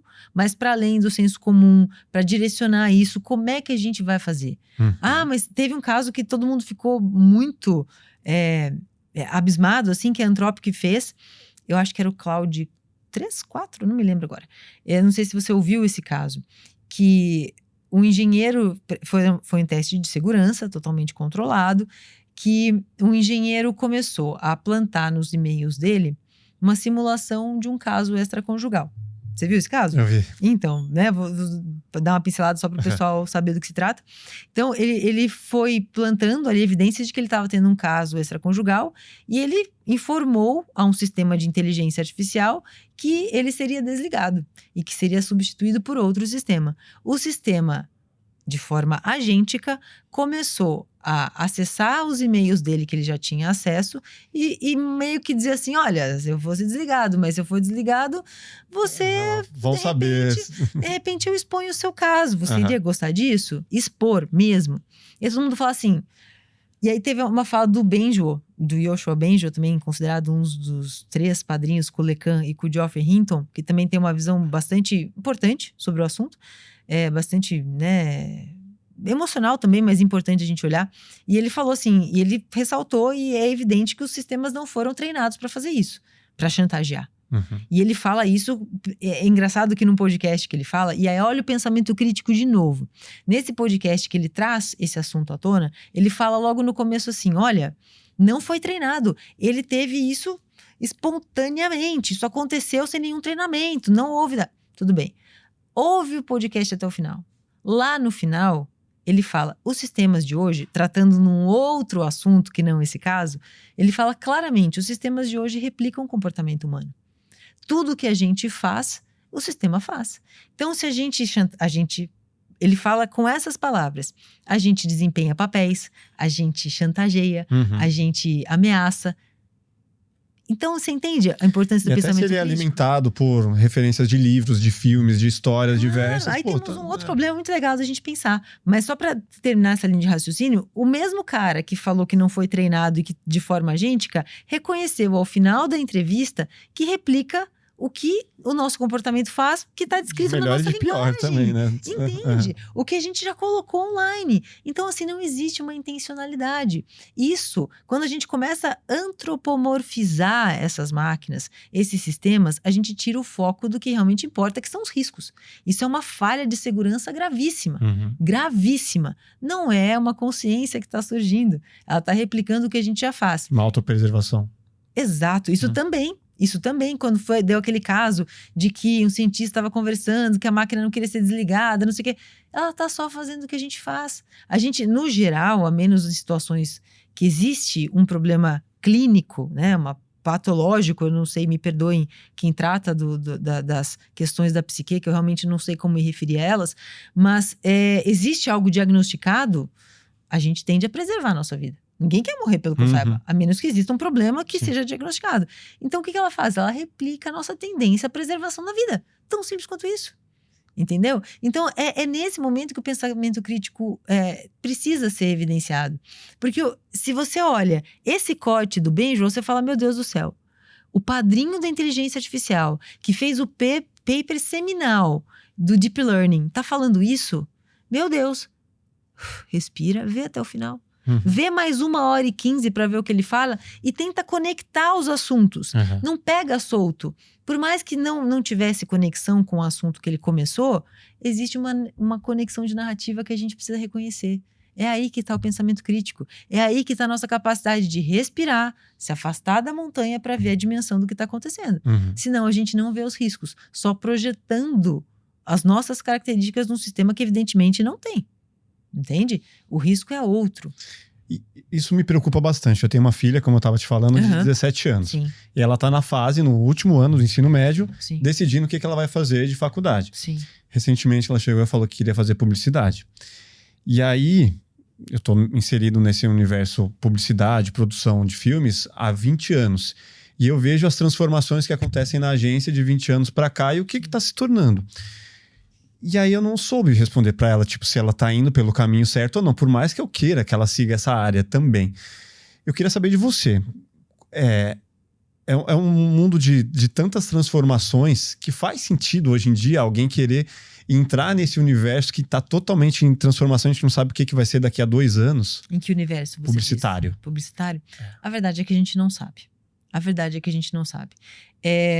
É muita pretensão nossa querer definir horizontes, né? De para onde a gente está indo. A pergunta não é de para onde a gente está indo, é para onde a gente quer ir, né? E isso é importante a gente decidir enquanto sociedade. Agora, publicidade, por exemplo, não sei. Em que ponto a publicidade vai encarar a criatividade humana? O que ela vai entender por criatividade, por produção? Porque a gente sabe. É baixo custo. Exato, aí que tá. Tipo, sempre você tá perdendo, você tá concorrendo com o mais barato. Então... Isso com certeza você fala com muito mais propriedade que eu, sem dúvida nenhuma. E realmente a gente tem peças muito criativas, né? Muito inéditas, muito, não gosto da palavra, mas muito disruptivas como resultado disso. Áudio, vídeo e qualquer outro tipo de mídia que a gente possa pensar, eles podem entregar. A gente não sabe. Qual vai ser o papel do publicitário amanhã? Não sabemos. A gente não sabe. E eu acho muita pretensão eu tentar responder isso. A verdade é que a gente vai ter que... Na verdade, assim, todas as profissões vão ter que ser repensadas, eu acho. Isso é uma visão minha. Programadores estão realmente preocupados porque existe a questão do vibe code, né? Porque a verdade é, inclusive para eles, a forma de codar mudou. O profissional que é do código, que não entender que isso mudou, é complicado. Eu percebo o seguinte, isso é uma percepção minha. Se você pega, por exemplo, essa via profissional dos programadores, existe uma necessidade ali de fundamento, que é fundamento lógico, porque não é só quando é saber codar. Saber codar sabe, o objetivo tá ali, ok. Mas ir para codar isso da forma que realmente seja eficiente, identificar dentro de um negócio o verdadeiro problema, como eu vou resolver melhor, não só resolver. Então, assim, existe uma lógica fundacional que é disciplina de lógica mesmo, estatística, tudo aquilo. Quais as lógicas a gente pode fazer para construir um sistema? Deixa que o Vibe Code, ou sei lá, que ferramenta code para você, e vai tentando debugar ali, vai tentando entender o que deu errado, o que deu certo, e se entregou. Relação custo-benefício. Tá vendo a diferença do profissional que sabe só o processo do profissional crítico? Então o programador não é só mais o cara que digita, é o cara que vai ter que ter uma visão ampla de negócio na sua senioridade. Então eu acho que existe um lugar para os seniores muito importantes, como existe um lugar para os iniciantes que vão ter que aprender lógica. Eu acho que o problema está no meio termo ali, no cara que pleno. Eu acho que ele vai ter um maior problema, porque é o cara que só entrega, vai ter que ser repensado. Publicidade vai ter que ser, todas as profissões vão ter que ser. Os médicos que estão resistindo ao uso de inteligência artificial para diagnóstico, para um monte de coisa, estão se perdendo no meio do caminho. Estão perdendo não só dinheiro, estão perdendo credibilidade, estão perdendo humanidade. Então, é realmente repensar o lugar do ser humano para ser uma inteligência aumentada e não algo que substitua. O medo é quem tá entrando agora, né? No caso dela. Sim. Tipo, faz sentido? Tipo, vai eu não acho que esteja mais ameaçado do que outras pessoas, não, sabia? Eu acho que tá todo mundo bastante ameaçado nesse sentido. Acho que todo mundo vai ter que repensar. É verdade que a dedicação ali 4 anos, 5 anos a um curso vai ser questionada. Caro pra caramba. Caro pra caramba. Né? Então, complexo de se entrar também, né? No público. Complexo. Então, aí ela me perguntou, eu falei, filha, funciona desse jeito. Aí eu expliquei o beabá ali de como que é o universo publicitário, os cargos, como funciona, as ligações, tanto com mídia quanto produção e tudo mais. Mas aí eu falei, tipo, é assim que é. O que vai ser, não sei te dizer, e vale você estudar para você ter aí a sua decisão por si só. Você tem esse ano aí para pensar. Mas e realmente vai ser uma decisão que talvez ela mude no meio do caminho, talvez não faça sentido. E tem uma experiência que eu tive muito interessante numa startup que tinha um designer extremamente competente no quesito criatividade, entrega, volume, expert de design, super bom, assim, o cara era fera. E o papel dele foi ressignificado antes de ter esse super boom. Já havia, mas já é um caso de 3 anos atrás, 2, 3 anos atrás, não me lembro exatamente o período, mas já evoluiu muito. O que acontece? A cadeira desse profissional foi repensada, no sentido de que, sim, ele entregava peças visuais e propostas, ele pensava soluções de custo-benefício, de comunicação, de identidade. Estratégia. Entrou um papel para esse profissional estratégico, de branding, entrou um papel de estudar ferramentas. Então, o cara, não basta ele saber no Figma, Photoshop e Midjourney. Não. O que mais otimiza o seu processo? Clareza sobre o seu processo, porque às vezes não é só a função dentro de um processo que vai mudar, é o próprio processo. Sim. E essa clareza é difícil de ter. E essa galera com essa mente de startup colocou nas mãos do cara e falou, fera, trabalha todas as ferramentas em favor dessa produção. Generalista, né? Ali de uma determinada área. Com um direcionamento de uso publicitário, no caso dele. Sim. Mas assim, quais as melhores coisas que eu vou poder entregar no sentido de melhor, de volume, de acordo com... Esse cliente prefere volume, então eu vou dar 10 opções para ele.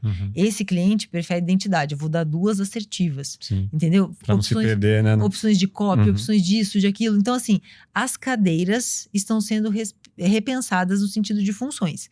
E aí vai caber ao gestor saber como colocar esse profissional com um horizonte claro da companhia. E isso é um problema que eu vejo da gestão. Comunicar o horizonte de forma clara e evidente para que esse profissional tenha a autonomia de buscar as ferramentas para melhor exercer o seu papel. Não adianta um cara, sei lá, do jurídico saber mexer no Midjourney. Será que vai precisar? Eu não sei, sei lá. Ele vai ter que saber. Às vezes precisa. Às vezes os meus clientes só entendem comigo desenhando. Entendeu? Eu vou precisar entender. Então, assim, eu acho que existe um espaço para um profissional da publicidade se desenvolver de forma diferente onde ele estiver atuando. Só que, assim, ignorar as ferramentas em função de conhecimentos rígidos, a gente tem um problema. De um purismo ali, né? De que é assim que era feito. Tanto nas universidades tem esses cursos dinâmicos, né? Na SPM mesmo, que eu dou aula lá, é numa frente que chama Dynamics. Então, é um curso que está sempre se renovando. A gente está trazendo sempre, a cada turma tem pessoas novas que eu convido, tem conteúdo novo. Quem fez a primeira turma está fazendo a quarta, a quinta, agora não é mais a mesma coisa. Sim. E as universidades estão tendo que se readequar. Fico imaginando a reitoria lá, puta, agora é outro caminho, vamos mudar a linha de... E vou te falar, eu estava conversando com eles há pouco tempo, tem um novo do Dynamics ainda, é um outro. É um formato gravado, não mais ao vivo, vamos tentar a aderência. É uma loucura, né? Mas tem que pensar.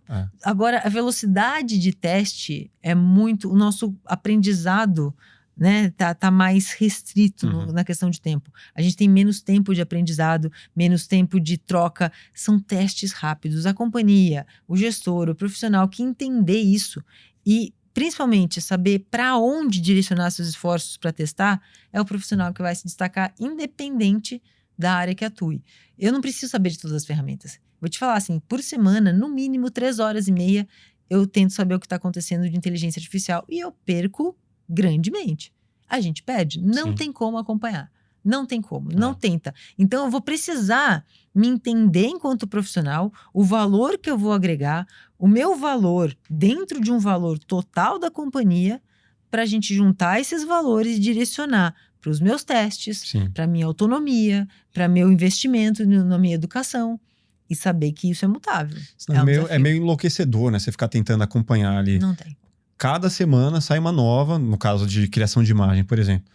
Pô, estudei isso aqui, estudei o Kling, o Midjourney e sei lá o que, fiz um material fantástico. Semana que vem entrou outro projeto, pô, apareceu outra. Puff. Aí você fala, cara, deixa eu estudar de novo aqui, ver se funciona. Aí daqui a pouco você tá com 5 abertas, tentando o mesmo prompt em todas. É enlouquecedor. Então, mas aí que você vai ser direcionado pelo seu objetivo. Né? O que eu tô fazendo com isso aqui? Qual a lacuna que eu tô preenchendo? Sim. Ou não é uma lacuna? Qual a oportunidade que eu tô buscando para incrementar o meu trabalho? Não é uma que funciona para todos. Exatamente. Por exemplo, tem um projeto de animação. Pô, já sei que se eu usar esse prompt com essa imagem que foi feita, nesse aqui vai funcionar bem. Mas esse outro que é excelente não funciona com esse tipo de animação vetorial, de arte vetorial, por exemplo.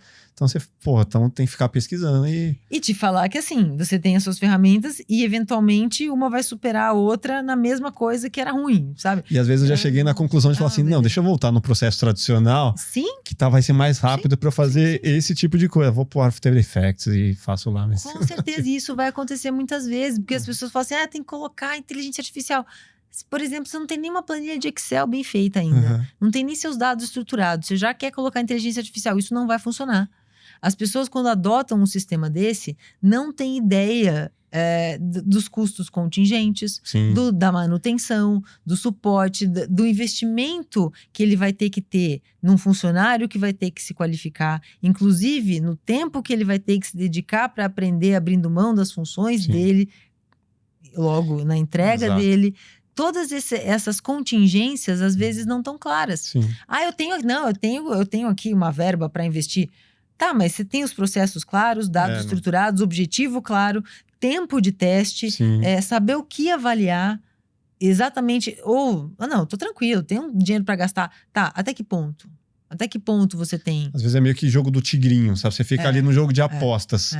Nossa, joguei o prompt, refiz. E quando é com crédito, né? Você tá trabalhando Aí, gastou $1.000, gastou $2.000. Você fala, puta, mano, tá ficando mais caro do que ter chamado 3 caras pra fazer. Não, e o maior desafio, eu acho que isso que é complicado. Porque às vezes, sei lá, você pega um chat GPT, ele tá super bom essa semana e o Gemini tá meia boca. Daqui a pouco troca. Daqui a pouco o Gemini tá... Gemini, né? Sei lá. Gemini tá maravilhoso e o chat GPT tá inferior. Então, assim, é muito difícil, inclusive isso, adotar uma ferramenta definitivamente. Não por um mês, se dá a dota, talvez na próxima já apareça outra e você fica nessa. Não é fácil. E até para brincar a gente tem que tomar cuidado, né? Porque a gente vê, por exemplo, eu vi a ferramenta da Eleven Labs de produção musical. Eu tenho um fraco com música ali, de produzir e tal. Você se pega o dia todo brincando naquele troço. Fala, meu Deus, para, deixa eu voltar pro foco. Depois que você fala, o que eu faço com isso agora? Nada, será que eu vou postar? Com música, mas peraí, não foi eu que fiz. Tipo, eu já cheguei em vários resultados maravilhosos. Quando não é projeto de cliente, Aí você fala, mas eu vou postar, mas não dá orgulho de mostrar, né? Foi tipo uma coisa meio plástica, hein? Por mais que fique muito real, é muito legal e tal, mas não é o mesmo orgulho de você, puta, ralei ali, saí de um rascunho, cheguei nisso, que chegou num vídeo, que chegou num material foda, que foi você que fez, sabe? Então, ainda tem essa. Isso aí é uma perspectiva, assim, eu digo que a gente vai ter que tomar cuidado no tempo de brincadeira com essas coisas, porque pra quem gosta realmente é difícil, né? Você medir ali, igual scrollar no celular, pra quem gosta, eu não gosto de scrollar, mas essas ferramentas dá pra brincar, você perde um tempão, tem que tomar cuidado. E agora, essa perspectiva que você trouxe é muito complicada também, sabe? A questão de não dar orgulho. Por que exatamente? A gente vai ter que repensar isso também, os nossos valores. Sim. Porque assim, às vezes é só coisa de preço mesmo. Às vezes a gente vai precisar entender que a inspiração, o teu cliente não tá nem aí, cara. Não, é que eu te falo, quando é pro cliente, pô, é o que vai atender, a marca vai gostar, todo o departamento da agência vai gostar, manda ver e tá tudo certo. Mas mesmo pro teu público, às vezes agora não tá nem quando aí. É autoral, sabe?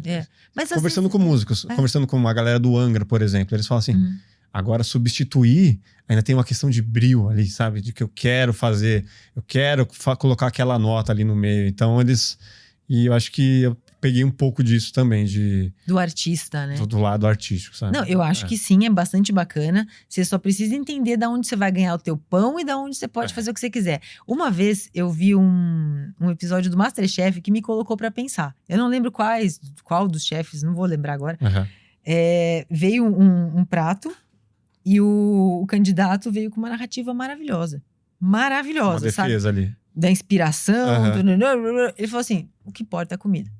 Vamos sentir aí o sabor. Ele falou assim, eu não perguntei. Sim. Depois você me conta, se a comida me despertar, olha lá, veio pela emoção, veio pelo sentido, ultrapassei esse primeiro contato, que me pegou e eu quero saber. Senão, pouco importa. Se você tem que falar muito, a coisa não tá cumprindo o seu papel. Da mesma forma que um iPhone, por exemplo. O iPhone não vem com manual. Entendeu? O iPhone é o que é. Ele não vem com manual. Abre ali e se vira. Você se vira. Então, assim, se tiver que explicar muito, tá errado. Sim. E muitas perspectivas de mercado. Obviamente não é a perspectiva do artista. Mas para que público você está falando? O que você quer com aquilo? A gente pode ficar devaneando aqui sobre filosofia. Para onde a gente está indo? Para lugar nenhum. A gente está aqui com uma cerveja, com vinho, trocando uma ideia. Que delícia, cara! E nem tudo precisa ter um objetivo. Por exemplo, apresentar ideias para a agência, né? Normal, você apresentar um filme, apresentar um conceito de uma identidade e tal. Tem gente que pega ali e fica 10 minutos falando sobre aquele conceito antes de abrir o note e mostrar. Cara, eu odeio isso. Só que às vezes algumas agências se identificam com esse, deixa eu te mostrar. Sim. E outros não, outros querem a história antes, sabe? Quer criar o valor, principalmente quando tem uma agência intermediando e tá o cliente final ali. O cara quer florear, falar da dificuldade, do conceito, cara, que foi lá na era medieval buscar aquela referência. Mas assiste aqui, vai. Se você fala se você. Mas isso é muito importante que você trouxe. Olha a perspectiva humana fundamental que a gente vai aprender a reconhecer. Você disse, a agência age assim, a agência age assado. A lógica de mercado não é a perspectiva de quem vende, de quem compra. Então você está resolvendo uma dor. Você tem que perceber o que o teu cliente quer e entregar o que ele quer. Tem cliente que vai querer. A agência contratante, eu tenho que florear. Se você quer florear. O teu cliente, eu tenho cliente pragmático. Não. Isso é um desafio do branding. Isso, para mim, sempre foi um desafio. É que agora um pouco menos, né? Que eu tenho mentorias de branding muito específicas, normalmente de mentorias de imagem pessoal e tudo mais. Mas é branding ainda assim. Só que quando a gente fala de branding, a linha é tênue. Porque, às vezes, você faz branding de uma coisa muito pragmática. Qual é a necessidade do meu cliente? Como que eu vou comunicar para esse cliente o valor? Pode ser a mesma peça. Mas, às vezes, você é o meu cliente que vai querer almoçar comigo para fechar um negócio. Sim. E o nosso almoço, que era para durar meia hora, vai durar 4. Só que é um negócio tão bom que eu vou almoçar com você. Isso, às vezes, não vai ser um martírio. Vai ser uma proposta de valor. Parte do processo. Então, você tem que ir ao encontro, não de encontro, opositivo, ao encontro. E em direção ao seu cliente. Então, você percebe a dor dele e entrega o que ele quer. É aí que o seu valor vai ser percebido. Então, assim, tem cara que fala, abre essa jossa e me mostra logo. Você vai ter que, enquanto agência, entender a necessidade dele e fazer isso. Agora, tem cara que se você não mostrar o caminho medieval, lá, a idade da pedra, vir trazendo ele vai falar, você usou todo esse tempo para isso? entendeu? Ele precisa entender, não, todo esse tempo você me entregar só um videozinho, e daí? Eu não peguei o negócio, entendeu? Aí você, enquanto ser humano, vai ter que entender a dinâmica do momento para construir a narrativa, como construir, como entregar essa narrativa. A expectativa criada ali em cima do que você vai apresentar. Né? Para que isso ajude nos teus objetivos de negócio. Sim. Entendeu? Não vai existir um padrão mais que se encerre numa peça que uma inteligência artificial, por exemplo, pode entregar. Sim. Vai ser a sua percepção em relação à dor do cliente e a sua capacidade de se adequar para ir ao encontro dessa dor e dos interesses dele. Isso é o desafiador de uma gestão e de uma equipe. Esse lado humano. Porque é o que a gente está dizendo, produto vai ter.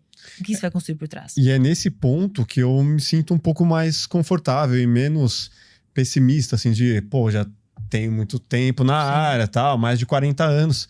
E eu acho que vai chegar esse momento de que isso vai ser muito mais valorizado do que a molecada jovem que custa menos e que tá te entregando também bons resultados, mas que talvez não tenha essa vivência, essa percepção ali, que é uma sutileza, às vezes, no final das contas. Já errou muito, sabe? E eu acho que às vezes não é nem só a sutileza, mas a experiência traz a possibilidade de identificar coisas muito grandes também. Oportunidades de negócio que você pode sugerir para o seu cliente, visando entregar uma outra proposta de valor sua. Um valor que ele não tinha percebido. Isso vem de experiência, isso vem da sua capacidade de se colocar no lugar do outro. O valor do cabelo branco. Do cabelo branco e da humildade de mudar, de tentar mudar de lugar. Sabe? De tentar entender...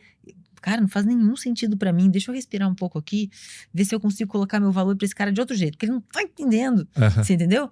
Então, assim, é essa capacidade que a filosofia ajuda, que o pensamento crítico ajuda e que a gente precisa realmente fomentar. Pra entender como às vezes, você vai precisar falar sobre política com o teu cliente, porque é o jeito que ele se conecta com você. Sim. Então, gerar um elo para aquela situação vai ser importante. Sem mentira, como é que a gente pode se encontrar no meio do caminho? Isso é negócio. Porque se for volume, é isso que a gente está falando, se for volume, se for processo, se for função, qualquer negócio está fadado ao fracasso. Tem uma outra visão. E o cara sênior, e o cara de qualquer nível vai precisar estar entendendo essa dinâmica, essa dinâmica instável. E não só o playbook que a gente tinha. Antes a gente tinha um playbook, né? Sim. É o playbook, age assim, vai... Não, cara. Agora os vendedores precisam não só do playbook. Tem que rebolar. Tem que rebolar. E todo mundo tem. A gente tá se vendendo de alguma forma e a gente tem que vender a nossa humanidade, senão ferrou-se. Eu tenho umas perguntas rápidas aqui. Bora. Ó, a religião organiza o caos humano? Eu acho que ela organiza o caos singular à medida que se permite... Que a gente se permite isso, como a gente conversou. Eu acho que organiza o caos humano porque ela nos ajuda a entender como a gente age. Então, assim, é o que eu digo, suas respostas sobre o objeto da sua fé, sobre a morte, sobre as suas dores, pouco vão dizer sobre os motivos ou os objetos precisamente, mas vão dizer como você vive a sua vida. As respostas que a gente dá para depois da morte, a gente pouco dizem sobre a morte em si, mas dizem como a gente vive a nossa vida no hoje. Então, organiza o caos no sentido de direcionar a nossa ação. Não no sentido moral, normativo, sabe? O conflito é inevitável numa sociedade livre? Eu acho que sim. Eu acho que é inevitável, mas que esse conflito não precisa ser levado às últimas consequências. E nem precisa vir a termo. Conflito de ideias, Conflito de ideias, conflito de dissonâncias. Existem a partir de momentos que a gente tem seres singulares, normal. Ó, tem uma outra aqui que colocaram. A inteligência artificial pode moldar nossa moral? Seremos cordeirinhos da IA? Trabalhar a singularidade, trabalhar o nosso lugar em consonância com a inteligência artificial. Se a gente atribuir a responsabilidade a uma máquina, sim, vamos ser cordeirinhos. Porque tem muito potencial de entrega clara, objetiva. Qual é o nosso lugar? É o que vai nos permitir afirmar a diferença entre nós e máquinas. Se você pudesse escolher viver para sempre na mortalidade ou ter certeza absoluta do que vem depois da morte, qual seria a sua escolha? Viver para sempre, viver pra... Nossa, sim, com certeza. Eu gosto muito também do Sponville quando ele fala assim, a gente querer que a vida acabe já mostra a nossa infelicidade com a vida. Eu acho que morrer é uma falha na Matrix. Não tem lado bom. Mas a gente nunca mais ia pedir desculpas. Cara, não. Morrer é uma falha na Matrix. Pra mim, é muito triste que a vida acabe. Pra mim, é minha perspectiva pessoal. Então, eu queria sim viver pra sempre. Mas aí eu só vou pedir desculpa daqui a 10 anos. E daí? Tem a eternidade inteira. Talvez a gente nem brigasse com medo de não acabar. Talvez a nossa preservação da vida seja um elemento importante na hora dos nossos conflitos. E é a sua visão de hoje. Quantos anos você tá? Eu tô com 38. 38. Daqui, talvez, a 30 anos... Exatamente. Assim, pensando bem naquilo que eu respondi lá no Plugado... E tudo bem. Talvez se a vida... Eu já mudei de opinião tantas vezes, isso é tão gostoso. Então... E sabe o que é mais legal?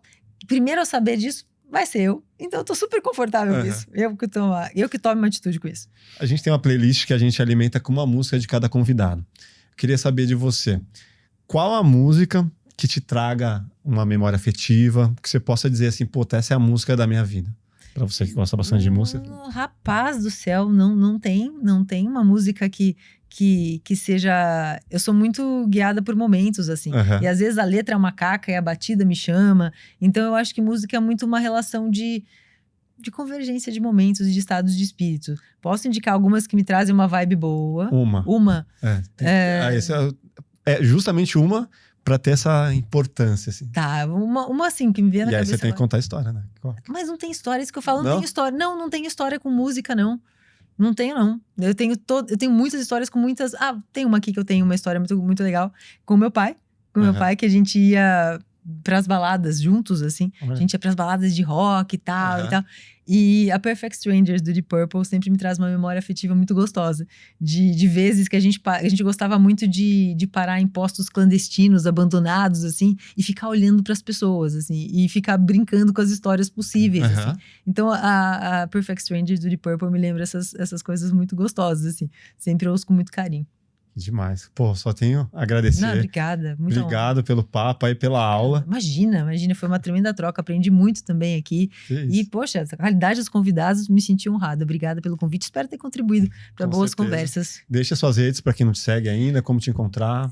A mais forte é LinkedIn e Instagram. Flaboni em tudo. Tem lá YouTube, TikTok eu não uso muito, tá só lá. Mas LinkedIn primeiro e Instagram é Flaboni, tudo junto. Quem quiser contar com os seus serviços, professora, como...